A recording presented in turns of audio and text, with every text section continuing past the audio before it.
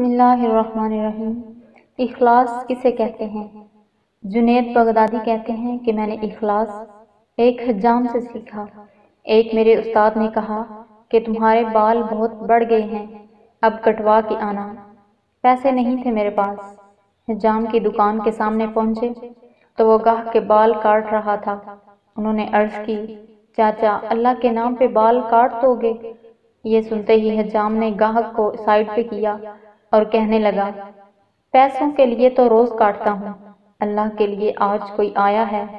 اب ان کا سر چوم کے کرسی پر بٹھایا، روتے جاتے اور بال کاٹتے جاتے۔ حضرت جنید بغدادی نے سوچا کہ زندگی میں جب کبھی پیسے ہوئے تو ان کو ضرور کچھ دوں گا۔ عرصہ گزر گیا، یہ بڑے صوفی بزرگ بن گئے۔ ایک دن ملنے کے لیے گئے، واقعہ یاد دلایا اور کچھ رقم پیش کی تو حجام کہنے لگا، جنید تو اتنا بڑا صوفی ہو گیا، تجھے اتنا نہیں پتا چلا کہ جو کام اللہ کے لیے کیا جائے اس کا بدلہ مخلوق سے نہیں لیتے۔